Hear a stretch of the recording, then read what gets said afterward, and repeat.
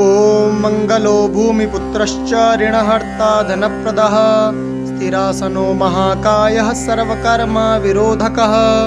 लोहितो लोहिताश्च सामगानां कृपाकरः धरात्मजः कुजो भौमो भूतिदो भूमिनन्दनः अंगारको यमश्चैव सर्वरोगापहारकः दृष्टेः कर्तापहर्ता च सर्वकामफलप्रदः एतानि कुजनामानि नित्यं यः श्रद्धया पठेत् ऋणं न जायते तस्य धनं शीघ्रम् अवाप्नुयात् धरणीगर्भसम्भूतं विद्युत्कान्ते समप्रभं कुमारं शक्तिहस्तं च मङ्गलं प्रणमाम्यहम् स्तोत्रमङ्गारकस्येतत् पठनीयं सदा नृभिः न तेषां भौमजा पीडा स्वल्पापि भवति क्वचित् अंगारकः महाभाग भगवन् भक्तवत्सल त्वां नमामि ममाशेष मृणमाशो विनाशय ऋणरोगादिदारिद्र्यं ये चान्ये यपमृत्यवः भयक्लेशमनस्तापा नश्यन्तो मम सर्वदा अतिवक्त्र दुराराध्य भोगमुक्तजितात्मनः तुष्टो ददासि साम्राज्यं रुष्टो हरसि तत्क्षणात् विरेञ्ची शक्रविष्णूनां मनुष्याणां तु का कथा तेन त्वं सर्वसत्त्वेन ग्रहराजो महाबलः पुत्रान् देहि धनं देहि त्वामस्मि शरणं गतः ऋणदारिद्र्यदुःखेन शत्रूणां च भयात्ततः एभिर्द्वादशभिः श्लोकैर्यः स्तोति च धरासुतं महतीं श्रियमाप्नोति अपरो धनदो युवा। ॐ मंगलो भूमिपुत्रश्च ऋणहर्ता धनप्रदः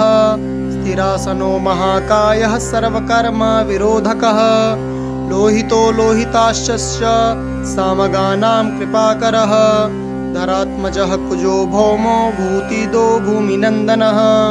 अंगारको यमश्चैव सर्वरोगापहारकः दृष्टेः कर्तापहर्ता च सर्वकामफलप्रदः एतानि कुजनामानि नित्यं यः श्रद्धया पठेत् ऋणं न जायते तस्य धनं शीघ्रम् अवाप्नुयात् धरणीगर्भसम्भूतं विद्युत्कान्ते समप्रभं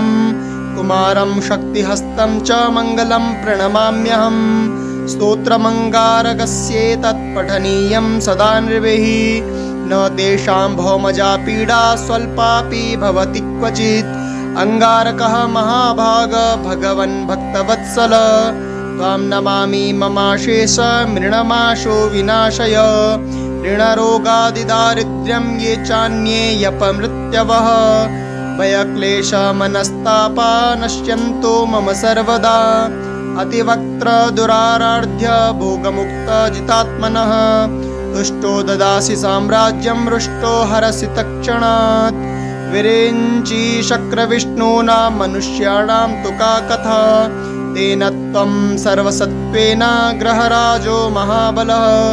पुत्रान् देहि धनं देहि त्वामस्मि शरणं गतः ऋणदारिद्र्यदुःखेन शत्रूणां च भयात्ततः एभिर्द्वादशभिः श्लोकैर्यः स्तोति च धरासुतं महतीं श्रियमाप्नोति अपरो धनदो युवा। ॐ मंगलो भूमिपुत्रश्च ऋणहर्ता धनप्रदः स्थिरासनो महाकायः सर्वकर्म विरोधकः लोहितो लोहिताश्च सामगानां कृपाकरः धरात्मजः कुजो भौमो भूतिदो भूमिनन्दनः अंगारको यमश्चैव सर्वरोगापहारकः दृष्टेः कर्तापहर्ता च सर्वकामफलप्रदः एतानि कुजनामानि नित्यं यः श्रद्धया पठेत् ऋणं न जायते तस्य धनं शीघ्रम् अवाप्नुयात् धरणीगर्भसम्भूतं विद्युत्कान्ते समप्रभं कुमारं शक्तिहस्तं च मङ्गलं प्रणमाम्यहम् स्तोत्रमङ्गारकस्येतत् पठनीयं सदा नृभिः न तेषां भौमजा पीडा स्वल्पापि भवति क्वचित् अंगारकः महाभाग भगवन् भक्तवत्सल त्वां नमामि ममाशेष मृणमाशो विनाशय ऋणरोगादिदारिद्र्यं ये चान्येऽपमृत्यवः भयक्लेशमनस्तापा नश्यन्तो मम सर्वदा अतिवक्त्रदुराराध्य भोगमुक्तजितात्मनः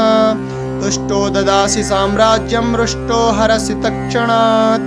विरिञ्चि शक्रविष्णूनां मनुष्याणां तु का कथा तेन त्वं सर्वसत्त्वेन ग्रहराजो महाबलः पुत्रान् देहि धनं देहि त्वामस्मि शरणं गतः ऋणदारिद्र्यदुःखेन शत्रूणां च भयात् ततः एभिर्द्वादशभिः श्लोकैर्यः स्तोति च धरासुतं महतीं श्रियमाप्नोति अपरो धनदो युवा। ॐ मङ्गलो भूमिपुत्रश्च ऋणहर्ता धनप्रदः स्थिरासनो महाकायः सर्वकर्मविरोधकः लोहितो लोहिताश्च सामगानां कृपाकरः धरात्मजः कुजो भौमो भूतिदो भूमिनन्दनः अंगारको यमश्चैव सर्वरोगापहारकः दृष्टिः कर्तापहर्ता च सर्वकामफलप्रदः एतानि कुजनामानि नित्यं यः श्रद्धया पठेत् ऋणं न जायते तस्य धनं शीघ्रम् अवाप्नुयात् धरणीगर्भसम्भूतं विद्युत्कान्ते समप्रभं कुमारं शक्तिहस्तं च मङ्गलं प्रणमाम्यहम् स्तोत्रमङ्गारकस्येतत् पठनीयं सदा नृभिः न तेषां भौमजा पीडा स्वल्पापि भवति क्वचित् अंगारकः महाभाग भगवन् भक्तवत्सल त्वां नमामि ममाशेष मृणमाशो विनाशय ऋणरोगादिदारिद्र्यं ये चान्येऽपमृत्यवः भयक्लेशमनस्तापा नश्यन्तो मम सर्वदा अतिवक्त्रदुराराध्य भोगमुक्तजितात्मनः तुष्टो ददासि साम्राज्यं रुष्टो हरसि तत्क्षणात् विरिञ्चि शक्रविष्णूनां मनुष्याणां तु का कथा तेन त्वं सर्वसत्त्वेन ग्रहराजो महाबलः पुत्रान् देहि धनं देहि त्वामस्मि शरणं गतः ऋणदारिद्र्यदुःखेन शत्रूणां च भयात् ततः एभिर्द्वादशभिः श्लोकैर्यः स्तोति च धरासुतं महतीं श्रियमाप्नोति अपरो धनदो युवा। ॐ मङ्गलो भूमिपुत्रश्च ऋणहर्ता धनप्रदः स्थिरासनो महाकायः सर्वकर्मविरोधकः लोहितो लोहिताश्च सामगानां कृपाकरः धरात्मजः कुजो भौमो भूतिदो भूमिनन्दनः अंगारको यमश्चैव सर्वरोगापहारकः दृष्टिः कर्तापहर्ता च सर्वकामफलप्रदः एतानि कुजनामानि नित्यं यः श्रद्धया पठेत् ऋणं न जायते तस्य धनं शीघ्रम् अवाप्नुयात् धरणीगर्भसम्भूतं विद्युत्कान्ते समप्रभं कुमारं शक्तिहस्तं च मङ्गलं प्रणमाम्यहम्